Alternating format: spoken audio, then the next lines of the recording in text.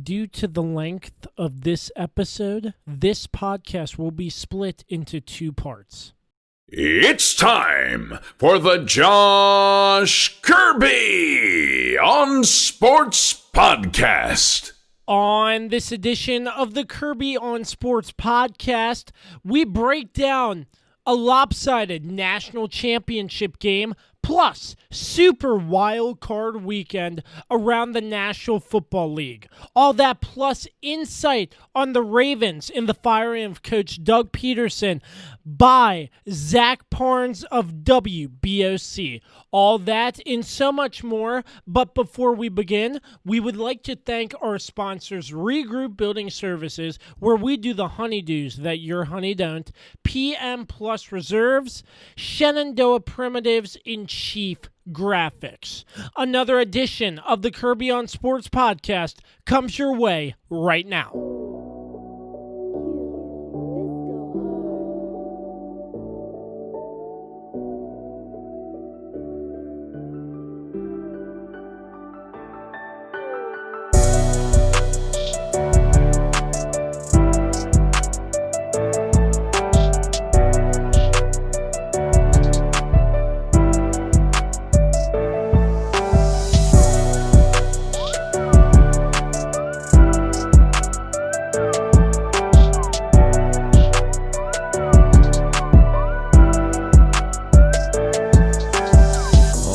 I'm glad you connected. This is Dave Johnson, voice of the Washington Wizards. You have connected to the right place because you are listening to my man, Josh Kirby, on Sports Podcast. All right. Welcome back to yet another edition of the Kirby on Sports Podcast. As I am Josh Kirby.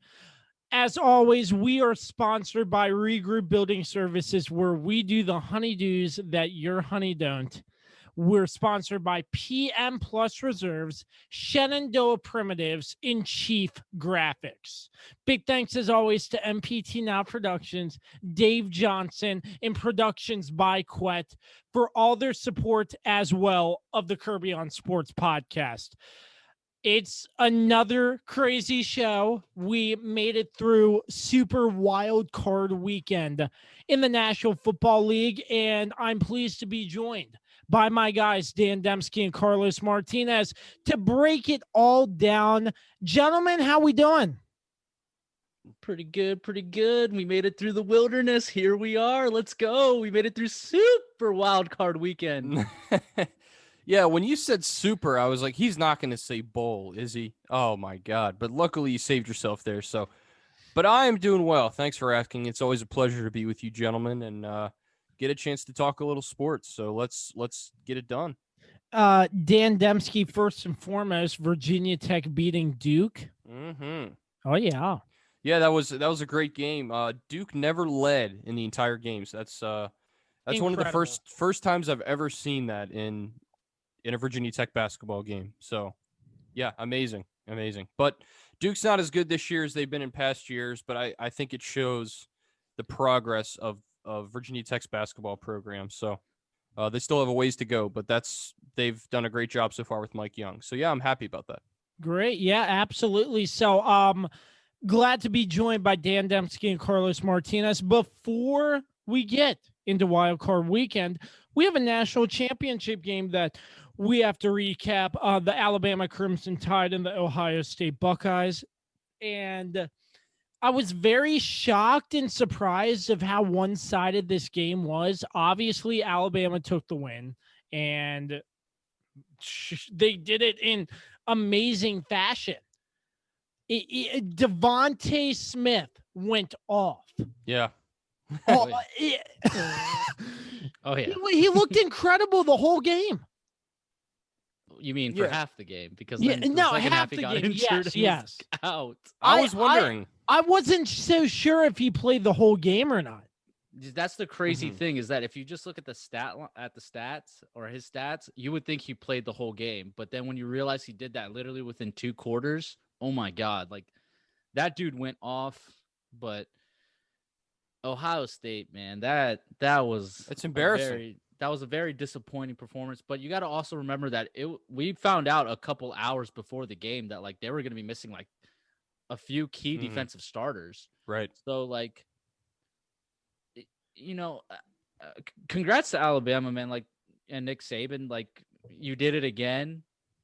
But I mean, we're gonna see these two teams plus Clemson in next year's college football playoff. So yeah, it just feels like was anybody really like jubilant about this? I wasn't. No, No. everybody was shocked about. Also, furthermore, why the hell does it take the national championship game so long to end? Oh, I have no idea. That's a great question. Yeah, that is a great question. I've always realized that too. One, why do they do it on a Monday? I understand it's like a college thing because they do the same thing with the national championship game for basketball. Mhm. They do it on a Monday. But if you're going to do it on a Monday, why are you starting at 8:00? Yeah. People have to work. Listen, That's what I'm saying. Like, I have to work the next day, man. This national championship game was the lowest viewed national championship game in the BCS college football playoff era.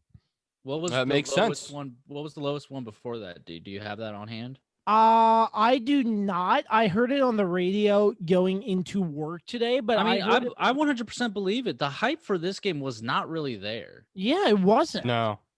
Like last year, I feel like the hype was even more because it was like, oh, like who's better? Is it Joe Burrow's like LSU Tigers or is it Trevor Lawrence's Clemson Tigers? Yeah, and well, they had that brand, the Battle of the Tigers, which was and then on top of that, it was fresh new blood. Like LSU like hadn't been, and also like Joe Burrow was playing lights out. Oh, he was unreal. Yeah, all season, lights out. Yeah, but I mean, but I want to go back to Devontae Smith because if you're putting up 12 receptions for 215 yards in the first half, that's insane. And no wonder why he won the Heisman. And that was 3 touchdowns consecutively, I want to say. It seemed like every time you would think, okay, all Ohio State has to do here is get a stop and they have a chance. Mm-hmm. That second quarter was brutal. You give up 28 points in the second quarter. It was very reminiscent to what it was like for Clemson against Ohio State, where Ohio State went off in that second quarter. Exactly. And man, just, Alabama's play calling is not that complex. Most of their offense is short little dink and dunk passes to guys like Devontae Smith, and the rest is just yards after the catch. They rack it up. He and Mechie and Harris too, all big in the passing game.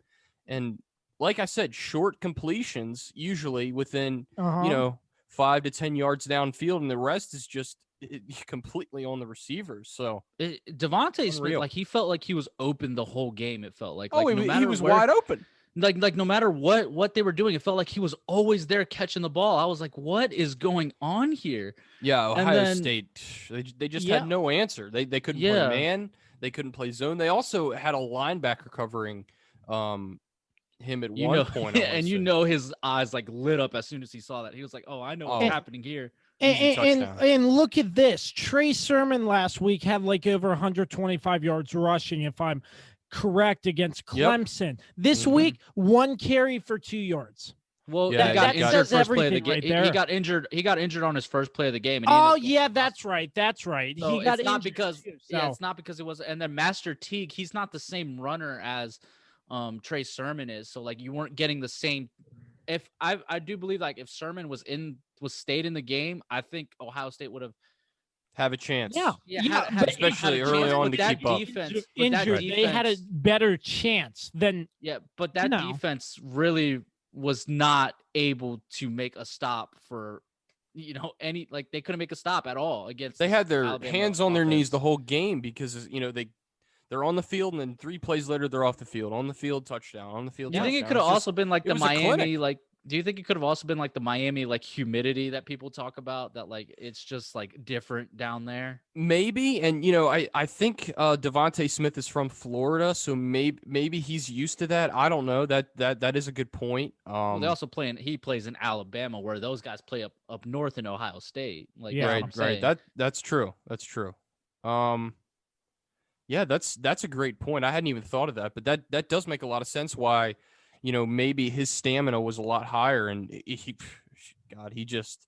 I've never seen a single receiver in any game pro like or we- NFL, take over Yeah. a first half like he did, and just every big play downfield was to him. Yeah. And he was unstoppable. They couldn't cover him. They tried double covering him. It doesn't matter. They could probably triple cover him and it wouldn't have mattered. He's just so damn good. He's really good. So And It's just like, unbelievable. Yeah, it's a lot of like, and it's not like he's like flashy or anything like dude, like that dude's like all business when he gets on the field. Like he's not out there like talking like yapping, nothing like that. He's just going out there and he's just like, listen, like I worked all 4 years to get to this point. Like Yeah, this is why I'm this exactly. good. And Exactly. to think that there was one point where Alabama had him, like mind you, like our first introduction to him really was in that the 2018 national championship game when Tua came in the second half against Georgia and he caught the game-winning touchdown. Yeah, that was right. the first time we were privy to this kid. And then mind you, he was also under like Jerry Jeudy, the one wide receiver that's in Oakland, not Oakland, Las Vegas. What's his name? Ruggs, Henry Ruggs the third. Yeah, Henry Ruggs. Ruggs. Yes. Yeah, like think about that. They had all these guys, and then they had Waddle and him all in the same wide receiver room. It's just Now, unreal. This team just loaded with talent. It just, and then it feels like so Waddle comes out for a couple plays, can barely walk at the end of the time by the time he got off the field. Obviously Devontae got hurt, and then it just felt like they still had like three guys ready to go right under them. It honestly felt like they weren't missing anything when those guys went out though. So it's just like Alabama's just constantly replenishing their like well of talent, and it's right. It doesn't matter who they put in there. It doesn't matter who they put back in there because they just big play after big play. And Harris, I mean, Najee Harris broke off a couple big runs. I mean, he, statistically he didn't have his best game, but not only was he lethal running the ball, but he had 79 receiving yards too. So everybody on that offense is a stud. And there's a reason why they have three guys on that offense who were, Heisman candidates.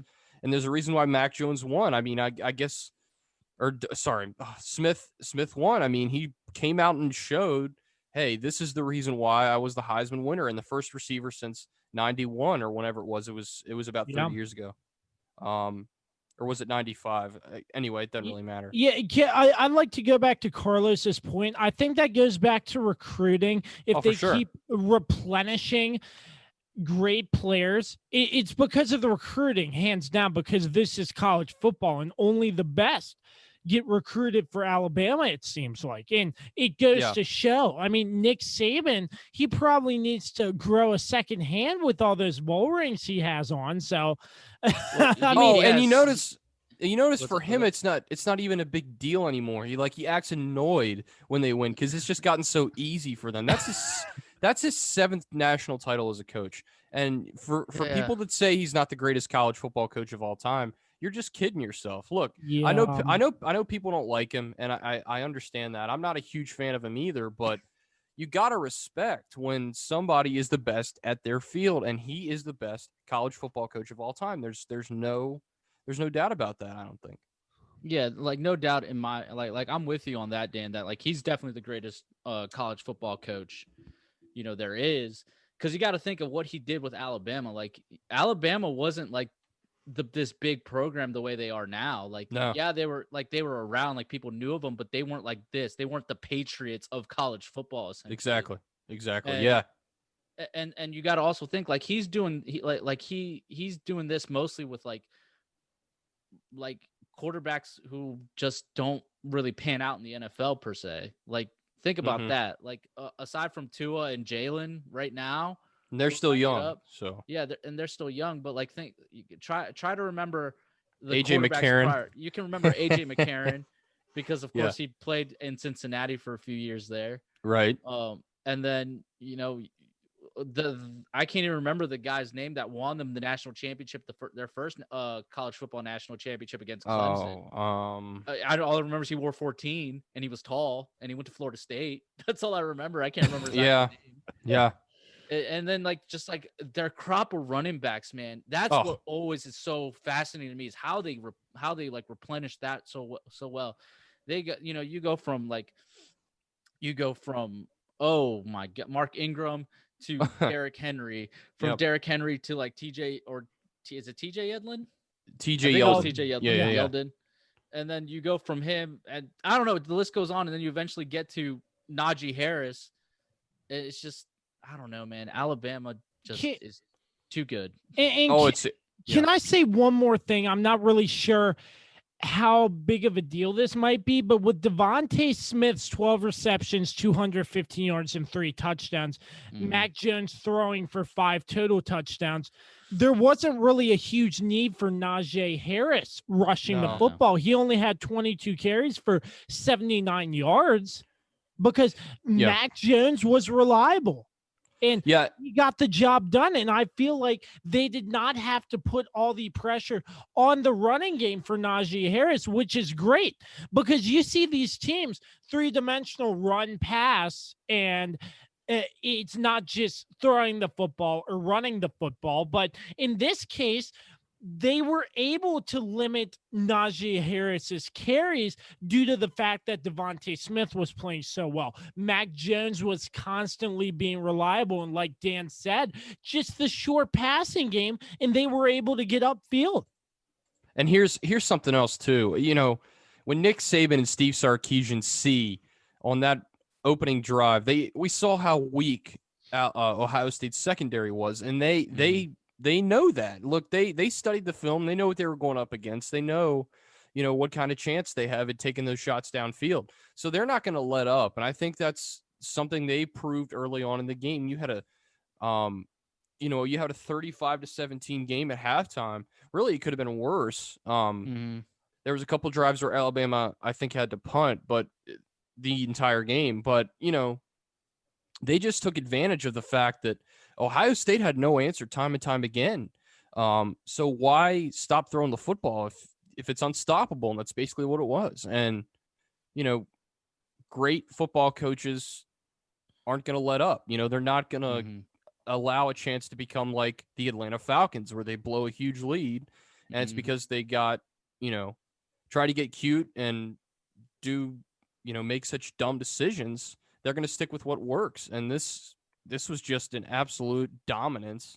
And it was kind of sad just to watch Ohio State and how great of a season they had. Also, Justin Fields was just getting hammered on all night long, and he was slow to get up many times throughout that game. So you got to credit Alabama's defense too. They played a hell of a game. They shut down Fields and Chris Olave didn't have a touchdown catch. I was a little surprised by that. And that's a talented squad on the other side too, but Alabama didn't make them, they made them pay for it. So it's just crazy. Yeah. I really thought that like when you looked at like the matchup on paper and you looked at what players were where, like it really did. And especially after what happened in the semifinal game against Clemson with Ohio State, you really thought like Ohio State had like a shot, like they matched up like tit for tat on every level of, or in every position. It felt like, you can match it up, but you felt like mostly Justin Fields could outperform Mac Jones, and that did not happen. And it's just like you said, and you took the words right out of my mouth, because I was going to make this point was, we got to give credit to this Alabama defense too. I mean, their defense is usually, that's one thing you can always count on with Alabama is their defense. Their defense will always be great for the most part. Absolutely. But, just it was very sad to see, like, we wanted an epic game here, especially after the way the season has gone. The last thing you want in a national championship game is a blowout. Is for it to be, by halftime, who here was really concerned whether Ohio State was going to come back? Nobody thought they had a shot at it, at least in like other situations, like, for example, Alabama, when they played Georgia in 2018, you thought that they had you figured they were going to figure something out. And it was a crazy idea bringing, Tua in, because nobody knew who he was, but it turned out to be the right decision. He brought him back, and that was an exciting game. But that's what I'm saying is that, like, I don't know if it's also because Alabama also has had, they had the longer season. They played more games. Maybe. Could that be a factor? Maybe. Could Ohio State, maybe if it was a normal year, what would this game have actually looked like? Like if there were no opt-outs from either side, it was 100% the best, like no injuries either. Like no COVID stuff going on. Like, what was this game supposed to look like? I feel like this game was supposed to be an epic matchup, and it just didn't happen because Alabama was just better, due to some circumstances, especially with the COVID stuff that happened to Ohio State. Alabama was already in a better position, and then they just did what they did. And here's another thing it does that I think is completely insane. But people go to social media and they start saying, well, who could have competed better in this game than Ohio State? Well, let's see, Texas A&M. I hate that. And see, that's the big problem I have now with the current system is when there's a blowout in any of these, in either the semifinal game or the national championship, which we haven't seen very many blowouts. There have been about, in my memory, about 2 or 3 games, I think, the last 5 years or so that I've thought have been blowouts. People start that conversation of, well, my team could have competed better. Just sit down and shut up. I mean, Alabama clearly had more talent on the field, and it showed. I mean, it's I think if Sermon doesn't get hurt, even if that's the case, okay, give them 2 more touchdowns, they still lose by 3 scores. So, I just don't. It's crazy though. It really does make you think. If Ohio State didn't have these COVID issues, would it make that much of a difference? I think they were missing 3 starters on defense, something like that. Yeah, maybe 2 more. or 3. Yeah, it was 2 or 3. And a couple were defensive backs, if I'm not mistaken. So maybe maybe that does make a difference. But I mean, it was just an ass whooping, to be quite honest. So. Yeah, to put it to plain and simple. Yeah, plain and simple. It was a total ass whooping from not from start to finish, because at the start it was a little competitive. It was a good but game from to the start. from the second quarter on, it was It was Alabama terrible. It was bad. They just laid the smackdown. And this is also again another conversation as to why they need to expand the playoff. Absolutely. Amen, brother. Because on top of that, there's a reason why it feels like Alabama's constantly replenishing their stock, basically, because again, they will always be in this position. They've won 3 college football national championships. You can almost guarantee it'll be them, Clemson, and Ohio State that are going to be in. And then the 4th team is pretty much irrelevant most of the time. Yeah. If you expand, and we've talked about this for the past few weeks that we've done this podcast, is if you expand it and you give players a reason to go to these other schools because they will have a legitimate shot at making the playoff, then Alabama isn't this dominant, and we have more parity in the league, more or not in the league or whatever in all of college football, but we have more, we'll have more contenders in this, and it won't always just be Alabama, Clemson, Ohio State, and then whoever the hell the 4th team is going to be. It's just getting frustrating at this point that it's 2021. This is what the people want. This will make you more money. We'll get more games. And you guys are still refusing to do it. And I think that if any year was going to cause this conversation to really heat up, it's going to be this year. Yep, absolutely. I mean, it's obvious that no other teams are as good as Alabama, Ohio State, and Clemson. And if they expand that, then there's more room for upsets, opportunity for other teams, and recruiting. It makes recruiting more interesting. Yes, right absolutely. Now, this, that's why in college basketball, when you have the NCAA tournament, I think I talked about this last week, why you do have some Cinderella teams in there, and there are upsets of teams that are even have closer seeds. So that's because recruiting is more fair, maybe not more fair, but you realize if you make the tournament, you have just an equal amount of chance, maybe not equal amount. I think everybody in their mind thinks that.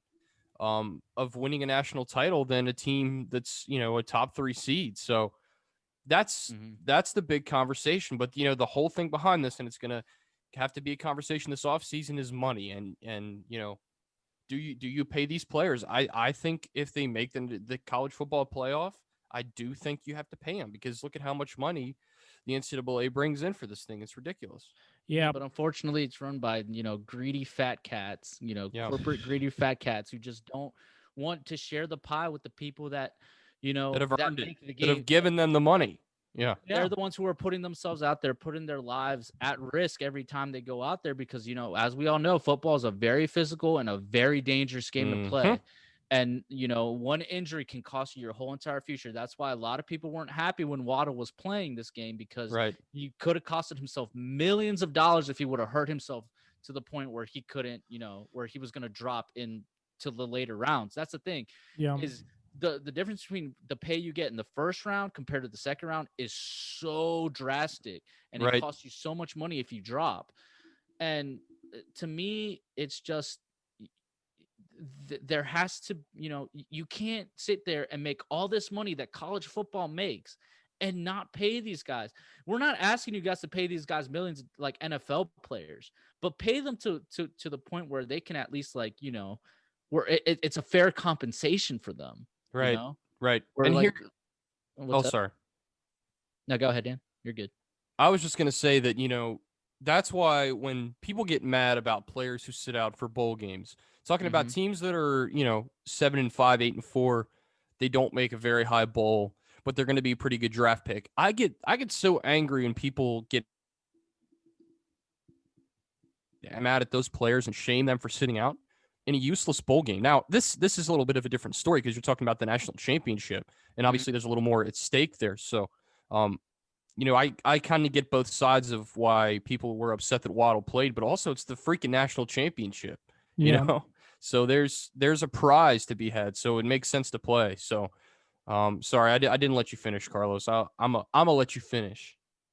No, I was at the end of my point, but yeah, like, I agree with you. Like, it's the older crowd who, like, back when the BCS, when those bowls actually all mattered. Now, if you're not in the college football playoff, what is the point in even playing in these bowl games? Like, there's no point. Like, this is just it's basically a participation medal. Like, oh, you participated in the season, you got a decent record. Like, here, you can play in this bowl game that doesn't really amount to anything, because we know that the real goal was to get into the playoff and get a chance to play for the national championship.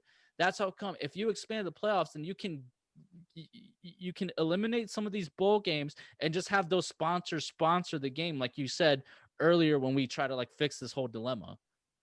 Yeah, you think people are going to care and carry around the Jiffy Lube Ultra Oil Change bowl game trophy?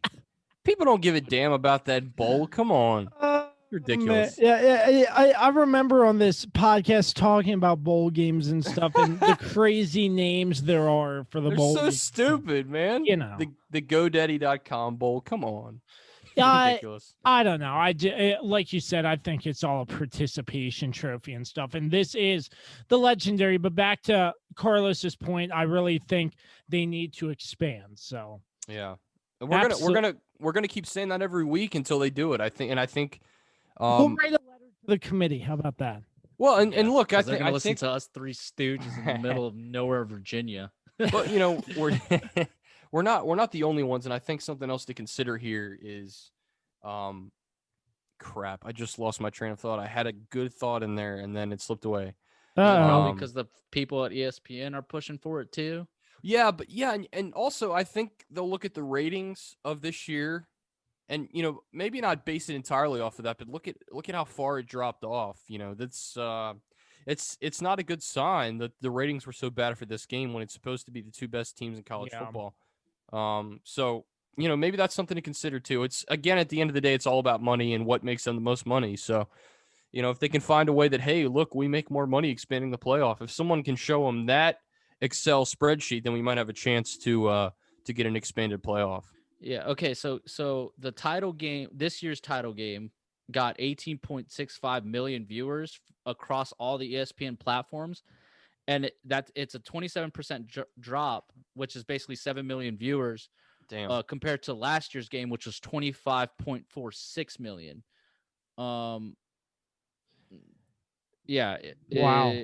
That's a pretty big drop. Yeah, that's a huge drop. Like 7 million people said, "Nah, I don't want to watch this."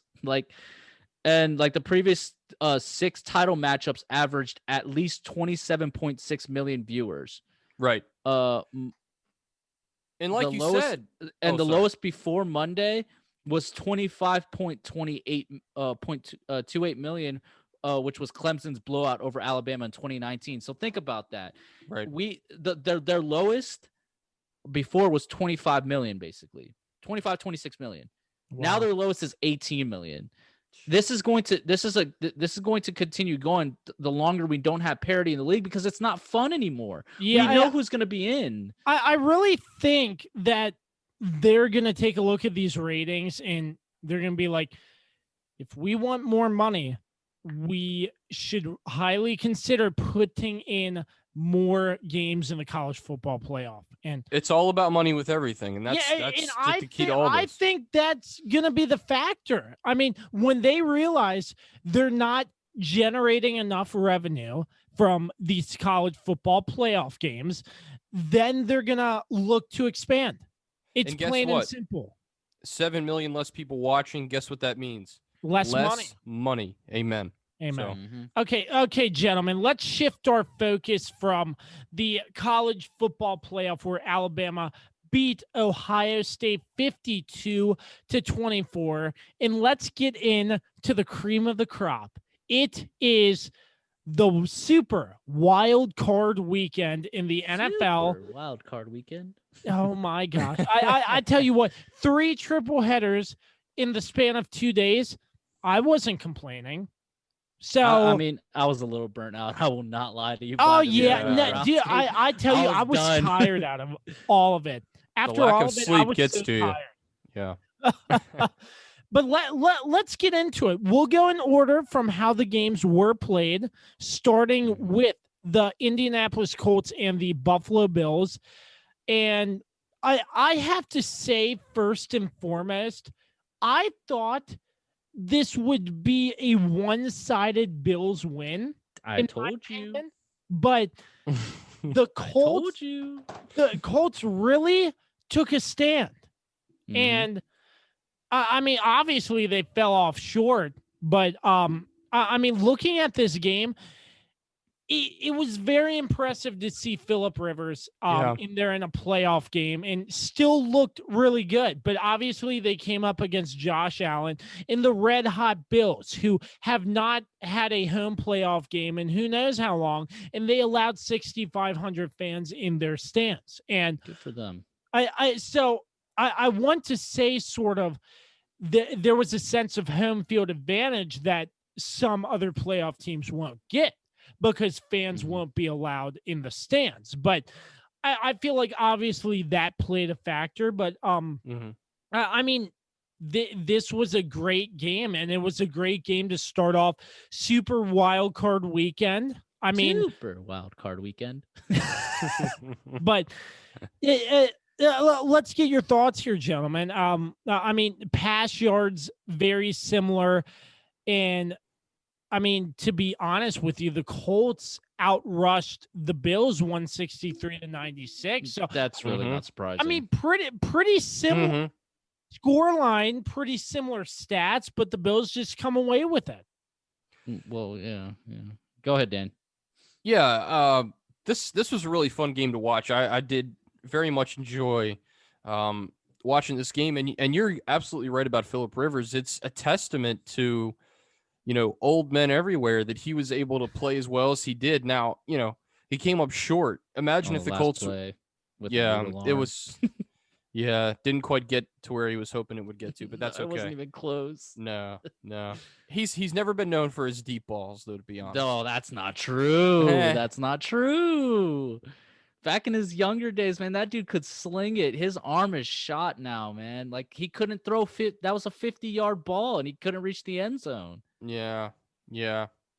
Well, maybe he could throw 50 yards. I mean, that is true. You got to look at that and stuff. But still, I mean, evenly matched throughout the whole game, and it was exciting.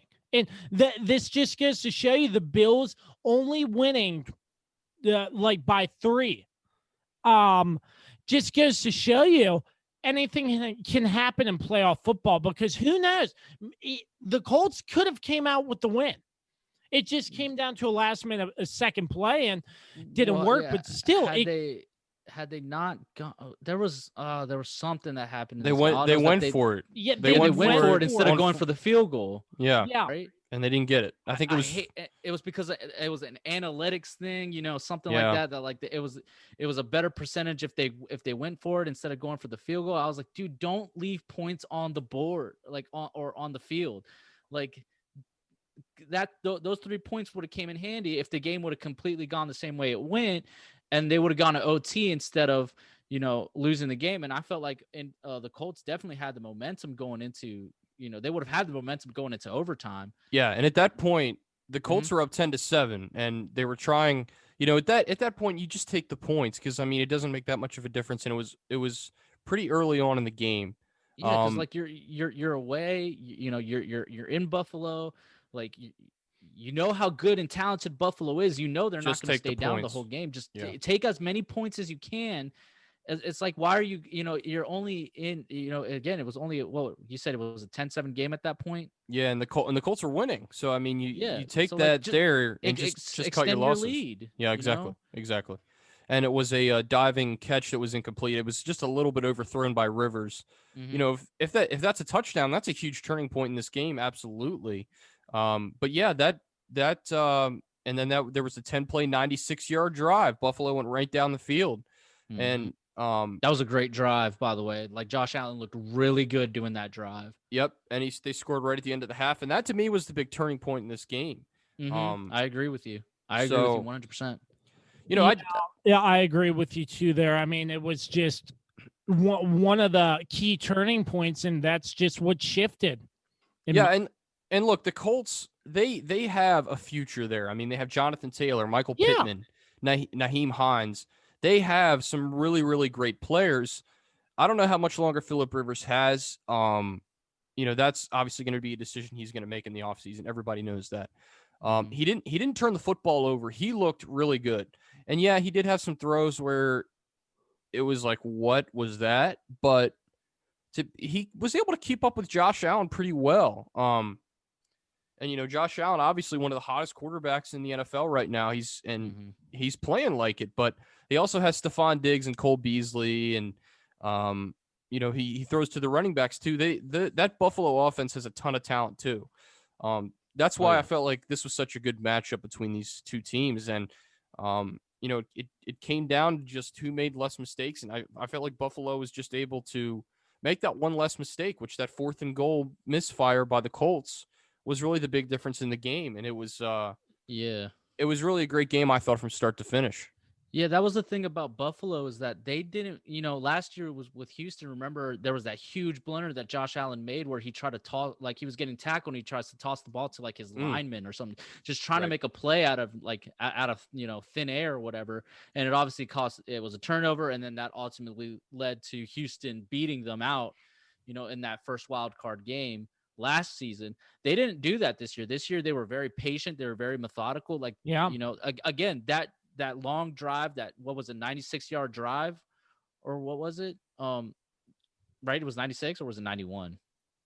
Somewhere in the 90s. It was in the 90s. In the 90s. Yeah, what that drive, like that really, like that showed a lot in how much Josh Allen has grown. And like he didn't try like too hard. Like he was patient.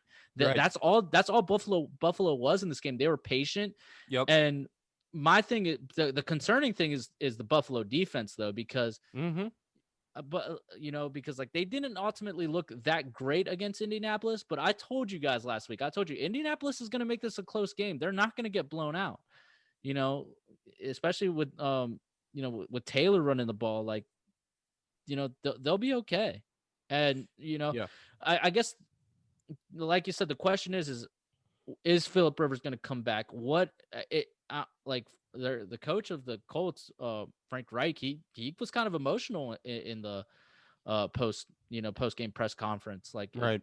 I don't know if Phillip Rivers is going to want to come back. Like, he does have a high school coaching job to do. He's got plenty of he's got like ESPN and maybe Fox. I don't know who else is going after him, but like they're looking at him as maybe the next Tony Romo. So they might want to bring him on the booth. He's got plenty of opportunities outside of football. Like, does he really want to come back and do this one more time when it's clear he can't pass the same way like he used to? Yeah. That is true. And I said this at the beginning of the year that Phillip Rivers would be washed up because I was like, a veteran getting traded to the Colts, but he has came out and showed that he still can do it. I know obviously he's not throwing the same, but still, I mean, if I were to say, yeah, I think Phillip Rivers hangs it up, I might be wrong and say, and he will come back for another season and do well again. But I mean, yeah, I think he'll know exactly when it's time to go, and I think the time is nearing. If not retiring this off season, then at the end of this next off season. But I think his time is looming. His time will be coming to an end soon. Yeah. Well, and he hasn't had too many very serious injuries in his career. He's had a few ACLs. Yeah, he had 2 ACL injuries, and he also had a concussion in 2017. But really, other than that, you know, he really has stayed pretty healthy throughout most of his career. And I'm sure a lot of that is just credit to how tough of a quarterback he is. Yeah. I think you see that. And I think that's why you see more older quarterbacks playing, especially on the NFC side. I know we're going to get to that, but he's really stayed healthy for most of his career. And that showed this year too. Yeah, his arm isn't what it used to be, obviously. And like I said, not just that throw at the end of the game, that attempted Hail Mary, which came up well short. I think it landed at about the 12-yard line or something. Yes, somewhere between the 20, but yeah, yes, something like that. I think it was a little closer than that, but yeah. Anyway, it was yeah. It was not Noodle arm would definitely describe that throw, but he threw it 46 times. But yeah, one thing I will say about the Colts that they did a really good job of, and like you said, Carlos, the just a little disturbing going against the Ravens because they run the ball well, is they gave up two of their running backs had 75 or more yards. Nyheim Hines had 75, and then Jonathan Taylor had 78. So that is concerning, especially when you have a team in Baltimore that runs the ball well, both traditionally and also with Lamar Jackson. But the Colts definitely have the pieces there. I think it's time to start looking towards the future, because you got to see that, this isn't going to last forever. And just like with Big Ben, who's in the same draft, we really saw this year him really start to struggle and show his age. And I also think his obesity, but I'm not really going to comment on that too much. Maybe it's because he doesn't, now he's all religious, and now he doesn't use a tub of, lotion anymore. But anyway, we're getting off topic. But yeah, no, Dan, I agree with you 100%. Like, Indianapolis definitely. Oh my God, Kirby, you are having a hoot with that one. Oh my God, I'm sorry. That was just too much. I was like, no, we're talking about Big Ben and his obesity. Well, there's I had to say it. Sorry. Well, there's another thing too. There's a reason why they lost. We'll get to that when we get to that game. Yeah, one at a time, gentlemen. We need to savor this moment because Super Wildcard Weekend has Wildcard Weekend. But no, last thing on me with the Colts is to Dan's point again, is that, like, the Colts have the pieces. Like, they have a solid team, man. Like, their defense is great. They have a great great offensive line. They have a great young running back. Some good wide receivers. Like, they have the pieces there. It's about the quarterback, in my opinion. I don't know if Phillip Rivers is the guy that's going to take them to the promised land. Do they maybe try to make a play for Matthew Stafford, which is, I hear a lot of that. There was a lot of talk of maybe Carson Wentz coming over if he did leave Philadelphia, but I don't think that's going to happen anymore now that Doug Peterson's out.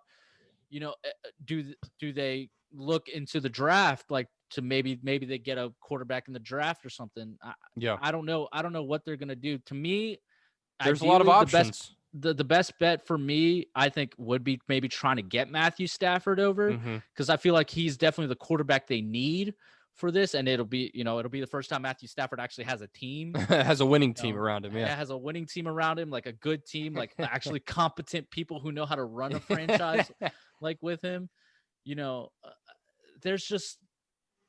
I just don't know if Phillip Rivers comes back next season, and my fear is he comes back next season and he kind of wastes another year of this team, because we know he's not going to be able to push this team over the finish line. Yeah, the Super Bowl window. And I think that's something definitely to consider. And I think that is a good reason why you go out and you get someone like Matt Stafford. But this quarterback class also seems pretty deep, and you could probably get a pretty good quarterback in the second round, or maybe even later. There are diamonds in the rough, so you never know. But Yeah. the thing is, they have a lot of options for the future of that position. It's not like they're sequestered down to just one. They have to stick with Phillip Rivers. I mean, they can do whatever the hell they want to do. So they need to analyze and look over all those things, because Phillip Rivers ain't getting any younger and his arm ain't getting any stronger, you would think. So you got to have somebody for the long haul, or at least the short term, 4 or 5 year guy who can be around. And of course, Matt Stafford's in his I think he's in his 12th season. So he's not young anymore, but certainly he still has a lot, and he'll have a better offensive line, better weapons. Yeah. And he has a there. lot more potential than he does staying with the Lions. Oh, for sure, especially to win. Yeah. Yes. Yeah. And the other thing is that we are forgetting is, Matthew Stafford has been injured multiple times. Like he's literally given his body up for Detroit. It's time for the NFL to throw him a bone and get him on a team that's actually no pun intended there. No pun intended. He's given his all for Detroit, but Detroit's not given him, hasn't given him jack squat. They've given him incompetent coaches aside from Caldwell. Terrible ownership. Just terrible ownership. It starts at the They're top. cheap. They don't want to, I mean, they were trying to make Calvin Johnson pay him back money.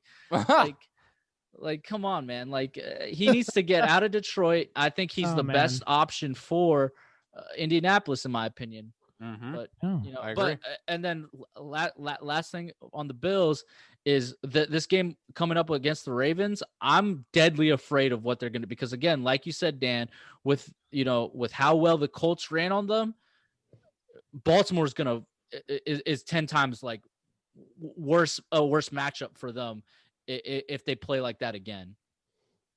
Yeah, I totally agree. Yeah, I'm sure we'll get into that more later, but that is the Buffalo Bills 27, eliminating the Indianapolis Colts 24. Moving on to our next game.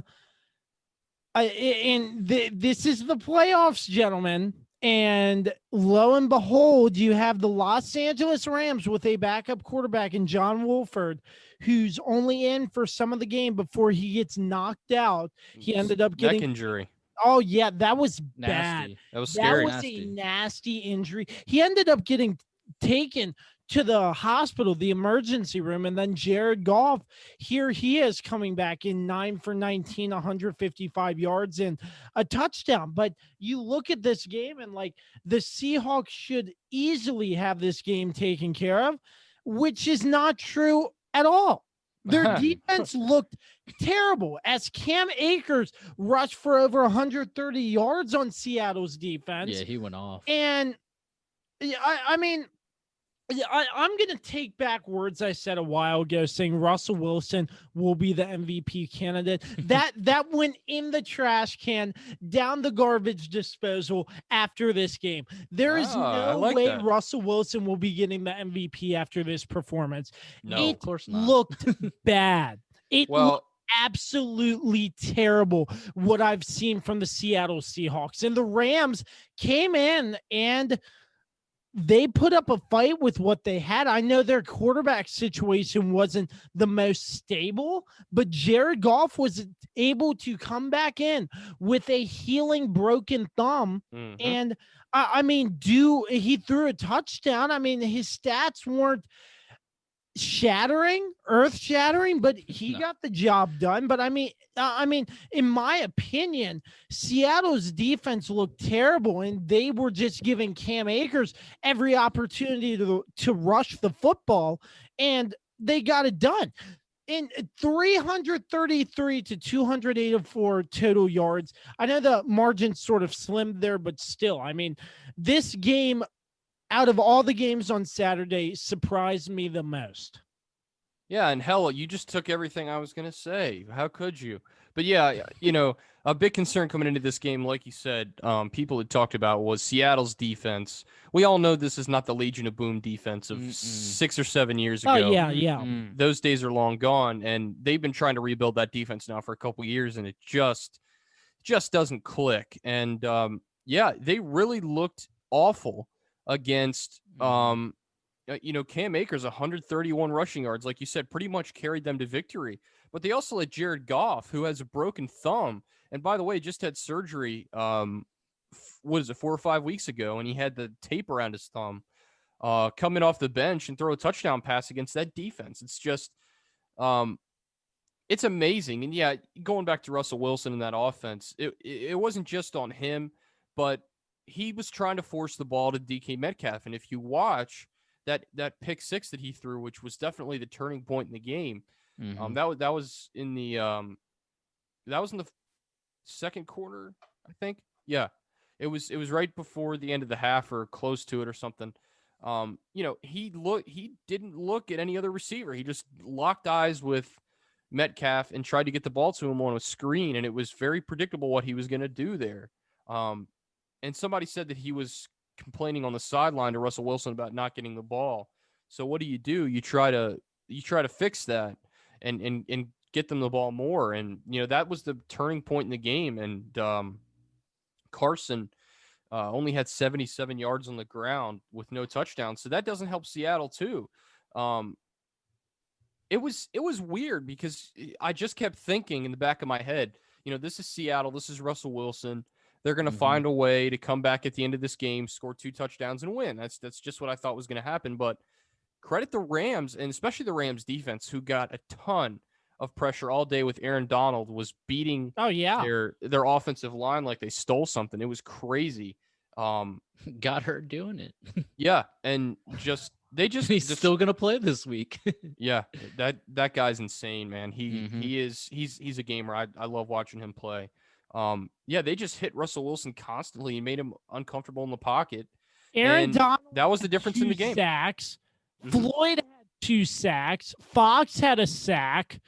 I mean, the O-line just wasn't protecting Wilson. Yep, and they had a ton of quarterback hurries. They had a ton of quarterback knockdowns. He was just under that puts pressure. Him off his did game. Not look well at all. In that one interception, who was he throwing to? I mean, that guy just came out of nowhere and just they were trying to do a quick screen to Metcalf. And the guy picked it off. Yeah, it went pick six. Yeah, it was just not it wasn't a good game. And to think that everybody was saying that he was an MVP candidate, he really didn't play like it in the slightest. So we know who's not going to be the MVP now, but I think the Seahawks I'm eating my words. Yeah, eat some crow. But yeah, I definitely think the Seahawks have some concerns for the future, and more on the defense than the offense, I think. But definitely, you got to see what Russell Wilson's if he has any health issues, because it just seemed like the last month of the season he was not the same quarterback, and we all thought that he was going to get better and he was going to step up and play like his old self in the playoffs, and he just didn't look comfortable at all. He didn't look like he was healthy. So that's going to be something that the Seahawks are going to have to evaluate down the line. But man, their defense is really bad, and they have a ton of work to do in the offseason. Yeah. I'm just looking forward to seeing if the Rams can put up any sort of competition against the Green Bay Packers in Lambeau. With a quarterback who still has, a surgically repaired thumb. I think it's on his throwing hand too, which I don't know how he played. Yeah, I have no clue. It's insane. And he also threw a touchdown pass. So, painkillers are a hell of a thing. That's all I'm going to say. Yeah, I don't know. So, I mean, Jared Goff didn't, like Kirby said, statistic wise, it's not like he lit the world on fire. Some of his passes still looked really bad. Really, it was just this Seattle defense is not the defense of Seattle pass. If there was any team that also really, really got hurt by having no fans in the stadium, it is the Seattle Seahawks, because you can't sit here and tell me that if there was the same, loud ass crowd that's in that stadium every Sunday, or I guess in this case on Saturday, you can't sit there and tell me that an injured Jared Goff coming in was going to be able to do this. They really got, it was a huge assist by not having any fans in that stadium for LA. Yeah. And, just, it's like you said, man, their defense just is not the defense of old, and it's in part because, back then they weren't paying Russell Wilson as much. So they had more cap space or money that they could have used to, get all these defensive pieces and actually use them. Whereas now they don't have that, because now they've had to pay Russell Wilson. Yep.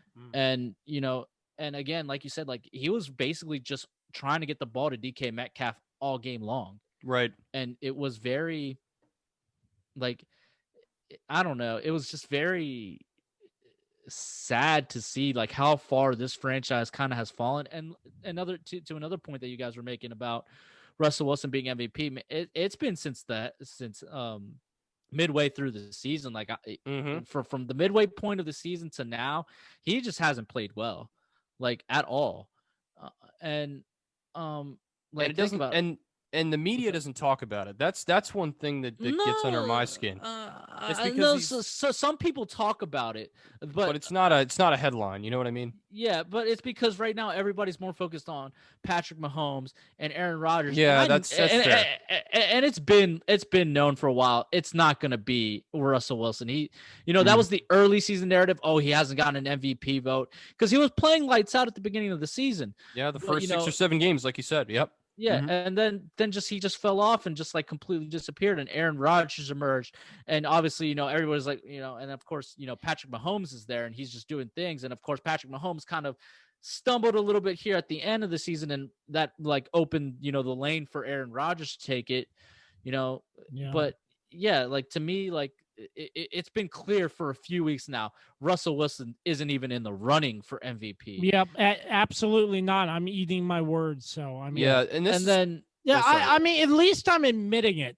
I mean, I love Russell Wilson as a quarterback. He's a great human being, but I mean, it's just not there the back half of the season. It just was not there, and I thought he had a shot earlier, but I mean, this just goes to show that there are much better candidates for MVP, and it's not Russell Wilson, unfortunately. No, it's definitely not. And then another key factor was, I mean, Jamal Adams was not 100%. No. So, and we all know how great Jamal Adams is. He's a fantastic strong safety / middle linebacker. But yeah. I mean, but he was not 100%. And, so like you see, they have pieces that they can build around. They have Jamal Adams. They can easily build a defense around him. You obviously got Russell Wilson, DK Metcalf. You just have to figure this out. But it's only going to get harder, especially with the, with the caps, the cap, shrinking this season situation. Yeah. And another thing too, I mean, these two teams played 2 weeks ago for the division title. And the Rams didn't play well at all. And there's a quote in here by Jared Goff that essentially says, we saw 2 weeks ago, we saw you guys smoking cigars and getting all excited about beating us and winning the division and all that. And, that serves a big purpose too. I'm sure Sean McVay said, look, these guys were dancing around after the game and, you have your chance at revenge, and it came in short order. And, you got to credit the Rams for how they played. And especially Jared Goff being able to throw with a broken thumb, a surgically repaired thumb. Yeah, I don't really give them much of a chance against the Packers. But, if Cam Akers can go off like he did in this game, I think they could have a chance depending on how that defense plays. And if Aaron Donald's able to get pressure on Aaron Rodgers, I mean, I think those are the big key factors for the Rams to win. Well, it'll be interesting to see what, I think he can, obviously, because he did it against DK Metcalf, but can Jalen Ramsey shut down Devontae Adams now and force Aaron Rodgers to have to use other weapons? Right. And then can, I don't know. I don't really, who's going to start for LA? Like, who's going to start? Is it going to be Jared Goff?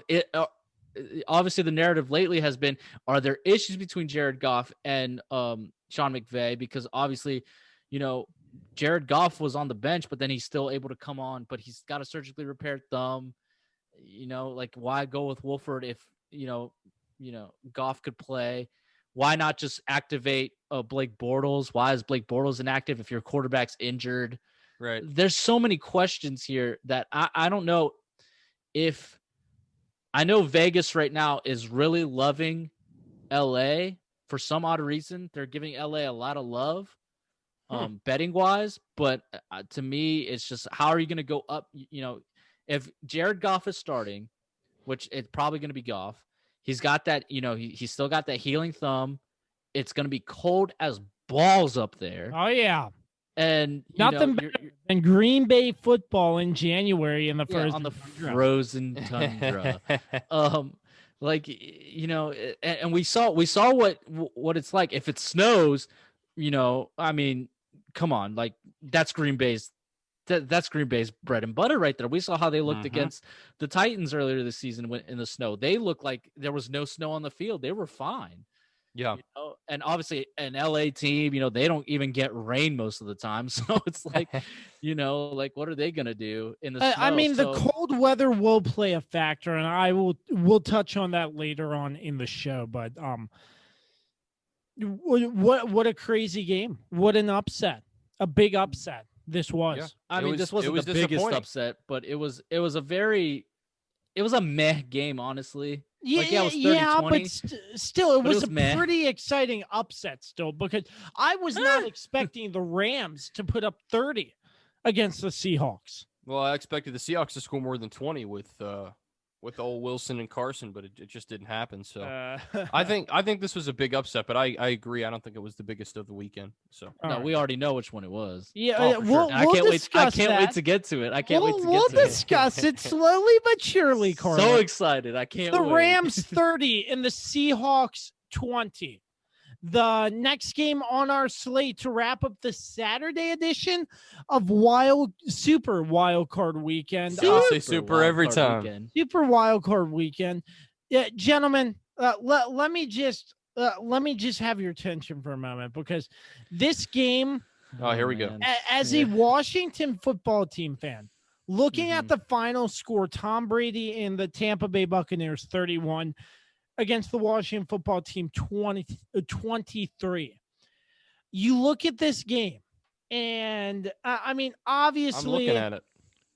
Obviously, in the first half, Washington didn't put up much, but the second half, it was a little bit better. I mean, still, it was the wild card in a terrible division, Washington 7-9. I wasn't hoping for much. I thought, as a fan, thought Washington would get smoked by Tom Brady.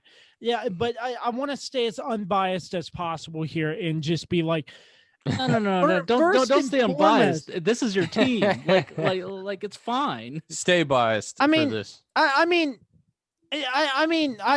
looking at this game, first and foremost, I'm very surprised how close we kept this game. Number 2, Taylor Heineke. Yeah, I mean, he comes in for the first time this season, and not the first time. For the Washington football team this season.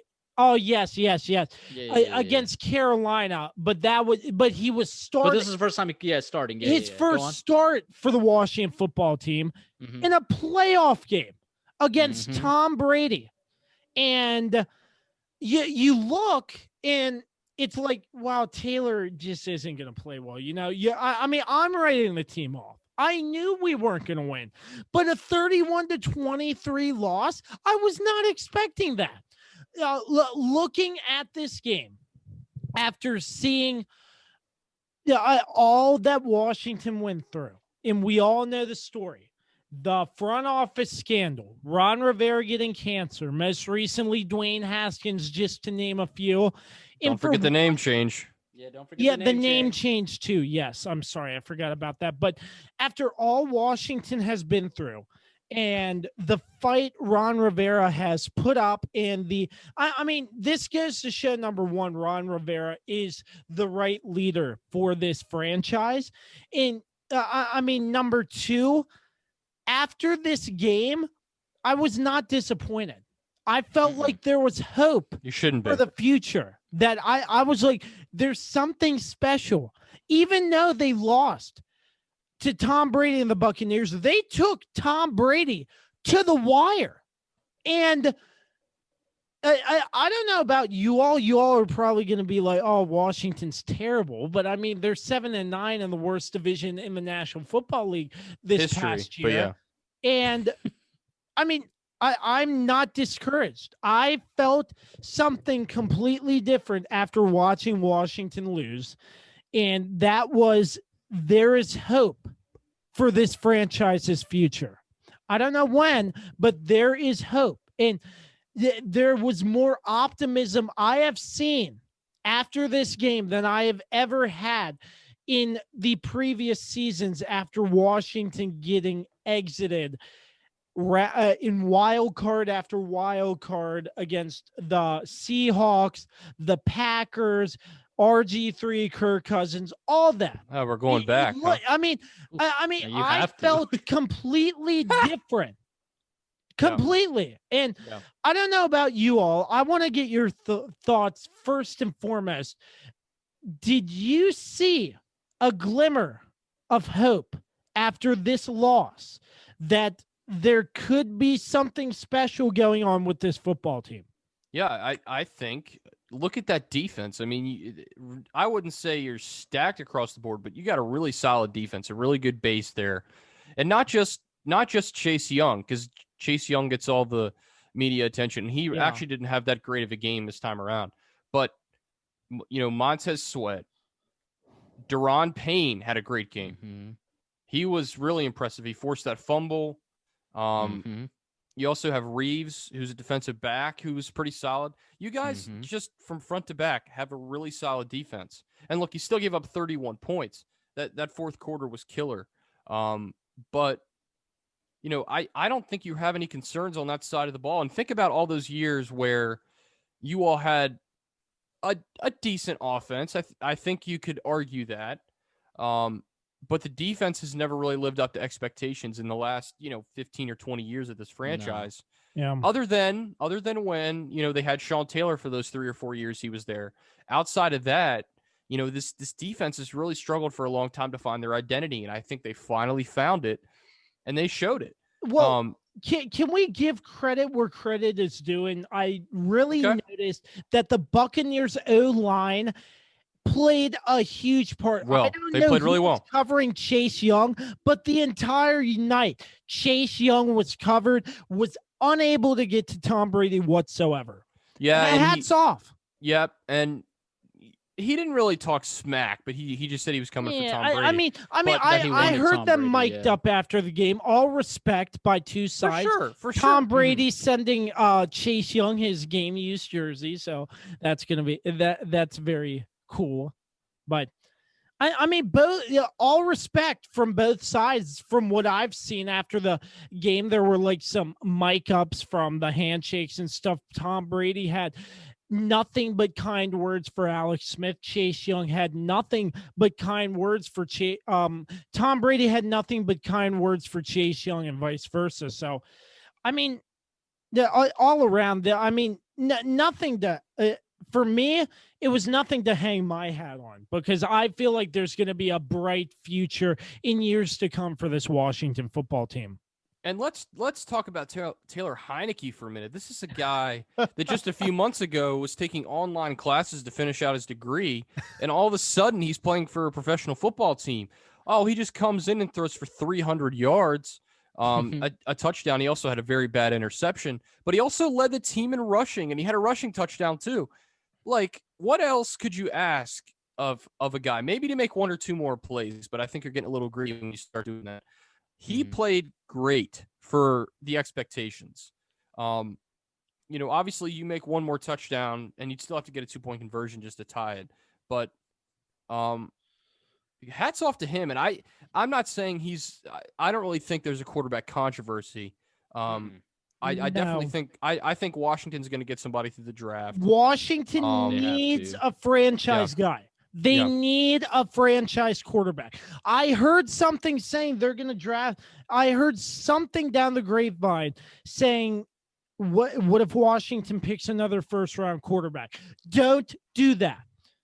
Pick a quarterback through the draft, but don't make it the first round, because there is so many other things you can improve on. We just need a franchise quarterback. And I don't want to go through the whole Dwayne Haskins debacle. You just need a franchise quarterback. That's really easy to do. That's really simple. Yeah, that won't take long. Okay, maybe. So, yeah. Maybe. All right. Yeah. I mean, I wish it was that simple, but Washington just doesn't seem to be satisfied with what they have. Taylor Heineke looked great. He expressed interest in coming back next season. Yeah, but he's not a franchise quarterback. Come on. I'm just saying, I mean, I feel like you can mold anybody into a franchise quarterback. If this is why. But Kirby, this is why Washington will continue to be 7-9 every year, because that's the kind of decision-making process that kind of mindset, Kirby, is what has you guys in this position. Yep. That mindset, we can change anybody. We've already debunked that theory. Make it, because it didn't work out with Dwayne Haskins. You guys couldn't make him into your franchise guy. Well, Dwayne got drafted in the first round. Okay, but you said we can make anybody into a franchise quarterback. No, I said that in general. I said that in general. But that includes drafting a quarterback in the first round, Kirby. Drafting a quarterback in the first round is not a bad thing. That's actually a good thing if you draft a quarterback in the first round, because that's the best talent there. Nobody questioned Dwayne Haskins' talent. Okay, Dwayne Haskins had talent. He still has talent. It was just he was immature and he wasn't ready for the league. Yeah. It wasn't based on talent. But as a fan, I'm just tired of Washington drafting a first-round quarterback and always failing. Well, maybe you wait until the second round. It doesn't, like I said, it doesn't necessarily have to be a first-round draft pick. Yeah. A lot of those small school quarterbacks end up to be pretty solid in the NFL. Not necessarily, franchise quarterbacks, but they just, I don't know. I think offering him a contract and, a possible shot at a starting job next year is a big mistake. I really think that. And that's agree. why Washington, if they do this, they will continue to still be Washington, because it's Dan Snyder and it's that dysfunctional front office that obviously the general manager and all that has changed, but they're looking. They're looking. That's another discussion for another time, but they're actively looking. Yeah. We'll see, but I do think this kid, I think he could be maybe a backup quarterback, at most a third string quarterback, and maybe he deserves a spot on the roster doing something. Yes. Whether it's a quarterback coach wouldn't really make sense, but whether he's like some kind of assistant way down the line, who's like I don't know if they have like a quarterback engineer or something that has a fancy title, but you know what my suggestion is. I don't know if you'll agree with me here, but if Alex Smith retires, I'd like to see him be part of that coaching staff, because his story, his legacy. Who's better to coach guys up than the quarterback who came back from almost death in his broken leg? And he'd be a great coach. He would. He'd be a great coach. He would. He'd be a great coach. So, I mean, there's a lot of hope for this franchise, but it's how you're gonna go about doing it, because you can still screw it up. You can be like Dan Snyder and screw up everything and throw Washington right back down to 3-13. And they got to also, one thing they got to do that's big is they have to find and select a primary running back, because they're having a hard time right now picking between McKissick and Gibson. Yeah, and that's a big reason why their running game has struggled so badly. Good. Nope. Okay, so hear my thoughts. All right, Kirby, let me get my thoughts out. Okay, obviously I'm a Cowboys fan through and through, so I'm obligated to hate this team in Washington. But given the circumstances of the season, okay, I did rescind my fanhood for the season. And honestly, I did, like, I'm not going to lie to you guys. Like, I did find myself actually rooting for this team. Like, I was rooting for them Saturday night. I wanted them to kind of pull off the upset because it's like you said, Kirby, at the top, like the story, like the way this team has gone, the story of the team with Ron Rivera's cancer, obviously, Alex Smith coming back from, that horrific leg injury, then we had the whole Dwayne Haskins saga. And then, just everything that happened with this team, like, you felt like they were the underdog story, and like they had that mentality, and you root for guys like Chase Young and, and Alex Smith, and you're rooting for these guys to actually succeed, and they do it, and they get into the playoffs, and then then we get, like, on the day, or not even the day, the day of, then we get the news like, oh, Alex Smith isn't starting this game, which turned out to be the right decision because Taylor Heineke can actually move. That was a big difference. Yeah, and for me, there is a glimmer of hope with this franchise, but Dan Snyder needs to stay out of the way. Yep. He needs to stay out of Ron Rivera's way. Rivera is the guy who's going to lead this franchise into the future, and you already see it. He's changed the culture. He's making the decision in Washington. Yeah, he was the one who made the decision. I heard yesterday, somewhere on the news, that Washington's offseason is beginning. Ron Rivera is sitting down with Dan Snyder to discuss his plan, not Dan Snyder discussing with Ron Rivera his plan. Right. Well, I'm positive. Sitting the owner down. I'm positive they've already they had this conversation when there was the interview process of bringing in Ron Rivera, and when he was hired, they probably made this this deal like, hey, like, if I come to your franchise, I have to have it has to be my way. Right. It has to be my plan. I'm going to bring your franchise. You're bringing me in to undo everything that has been done the past few years. And then obviously with the scandal and everything, Ron Rivera was the right guy to have in place at that time because he obviously dealt with the scandal in Carolina with the owner and all that stuff. So to me, I agree with Dan. What you guys really need is, you guys need a quarterback for the future. Do you guys draft the guy from North Dakota State and maybe sit him behind Alex Smith 1 year if he comes back? Again, if they do that, will he implement the whole Patrick Mahomes thing and just follow Alex Smith around? Do you guys try to find a free agent, or is there going to be any free agent out there that's going to want to come to Washington? To me, your best bet is going through the draft.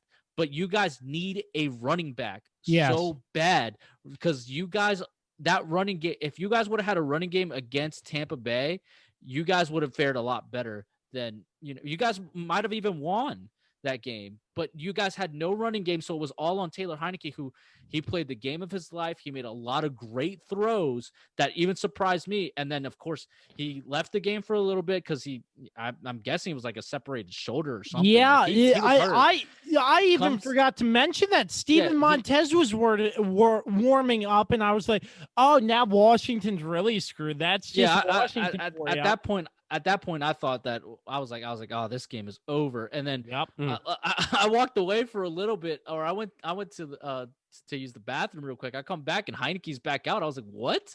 And the next thing you know, I see him make the diving touchdown, which was absolutely nuts. That was a crazy run, crazy dive. But do I believe he is not the answer for the future? He played one good game. He's not going to be your guy. To me, don't forget, he was brought in as the COVID quarterback after the whole thing happened in Denver. Yep. That's why he was even on the roster. And then obviously he moved up because the whole Dwayne Haskins debacle. So you guys have Washington fans have a lot to be hopeful for. You guys have a great defense. It's only going to get better. These guys are young. They have a great coach. You guys have weapons around. You guys have weapons here and there on offense. Your offensive line is pretty, pretty good, decent. You guys just need a running back who can actually run the ball, and you guys need a quarterback for the future, and maybe another wide receiver. You guys are good at tight end, and you guys are set. You guys have a great team, but you got to also remember the NFC East will improve next season because it will. You got Dak Prescott coming back. Jalen Hurts. You got Saquon Barkley coming back for the Giants. Yeah. You got a lot of guys who got injured this season coming back into the NFC East. So the NFC East will be better next year, assuming everybody stays healthy. And Daniel Jones was also better this year too. Yeah, but we'll see how that pans out. He was better, but he was still trash. Oh, for sure. But we'll see what happens with the East next season. I don't think Washington's not the favorite to win it. They won't be. I guarantee you they will not be the favorite. I think the odds already came out. I'm pretty sure they're putting Dallas on top again because of course as always. They're America's as always. team. But like I said, I don't think they have a shot at winning the division next year. But if they just continue building off of this and bringing in pieces that are, smart decision making, and bringing in the right guys and who are going to fit the culture that Ron Rivera is trying to place, and they get the right young quarterback into that culture and they develop him correctly, you guys got a real shot at becoming, at possibly one day reaching the Super Bowl again. And the big thing, like Carlos said, keep Daniel Snyder out of the way. If he stays out of the way, they bring in the right guys who know football, then they're gonna be fine for the future. But if you let him make the final say with decisions, it's gonna be the same old in Washington. You pretty much said it all, Carlos. But the only thing I'll say, they need to improve on defense a little bit more. No, I said that. I said that they're going to get better. Don't forget they're young and they're already this good. Like that Washington defense is really good. Like, look at the weapons they were up against, and they pretty much they kept themselves in the game. They stopped, Tampa Bay multiple times. Yeah, I was going to say that too. I mean, look at Tampa Bay has some of the best weapons in the NFC, and they kept him in check pretty well, I think, really until that fourth quarter when they started to show a little bit that they weren't able to keep up any longer. And there's nothing to be ashamed of, and I do think the future is bright, but I really do think if you keep Dan Snyder out of the way, this team is going to be much better off from top to bottom line. Keep Dan Snyder out of the way and get the hell out of FedEx Field and build a nicer stadium. I hate that stadium. Yeah, I it's bad. hate FedEx Field so much. No, does that really affect gameplay? Oh yeah, dude. It put better stadiums put butts in the seats. Put butts in the seats, and then on top of that, it attracts better. Like, think about it. Wouldn't you want to go play in LA Stadium? Wouldn't you want to go play in Cowboys in the Cowboys Stadium? Wouldn't you want to like those are the nice, or even the one in Vegas? Like, if those are those stadiums are so nice because they have like first class everything. Yeah. And then you look at FedEx Field, it's a fucking dump. I hate FedEx Field. I hate games there. It's not even in DC, so it's like it's out 30 minutes out in Maryland. And like I've seen plans that they've had for like stadiums like around the area, and they look pretty nice if they could actually build them. The problem is they can't get the right deals done to make those stadiums. But also, I'll just say quickly, another thing with stadiums, it concerts, hosts events. I don't think people are itching even before COVID. Like, what band's gonna want to host a concert there? I don't know. I think the Rolling Stones played there a couple summers ago, but I know Taylor Swift was there one year. Big Swifty over here. Are you? Okay. Oh yeah, I respect that. Big Swifty. Oh man! Now we've divulged into something way different. So let's jump to the next game. Let's get back on track here. Yeah, but we can talk about Washington all night, but we basically have. Yeah, pretty much. I mean, there's a lot to look forward to, but they have to handle it right in order for them to be successful. So, Agreed. Tom Brady and the Buccaneers playing the Saints for the third time. We'll discuss that game later, but that was the 3 games on Saturday. We're going to take a quick break, then we'll be right back with more right after this. I'd like to take a moment to talk about my friends over at Regroup Building Services, specializing in custom homes, remodels, additions, and so much more. If you're looking for a new place to call home or just need repairs on your current one, look no further because Regroup Building Services has you covered. Just a couple months ago, Regroup Building Services came in and redid our entire kitchen, and boy, does it look great. I cannot recommend them enough. So if you're looking for anything to be done, make sure you check them out at www.regroupbuildingservices.com. Once again, that's www.regroupbuildingservices.com, where they do the honeydews that your honey don't. Make sure you tell them Josh sent you. PM Plus, providing capital reserve studies for condominium and homeowners associations in Northern Virginia, Maryland, and D.C. for the past 30 years, now serving the I-81 corridor from Hagerstown, Maryland to Stanton, Virginia. Is it finally time to upgrade your home's interior? How about with an authentic farm table made locally from recycled barnwood? Shenandoah Primitives, based right here in Winchester, Virginia, makes farm tables, benches, tables, coffee tables, and a long list of other items for your home decorating needs. At Shenandoah Primitives, function and style are combined for great furniture that will last generations. If you're interested in combining the industrial look of metal with wood, or considering something incredibly unique with a live edge, Shenandoah Primitives turns those ideas into reality. Thinking about a mirror, wine rack, or other accent piece for your home, Shenandoah Primitives can assist with that as well. As a local small business, Shenandoah Primitives is happy to work with each client for a custom design or schedule an appointment to come out and view current inventory.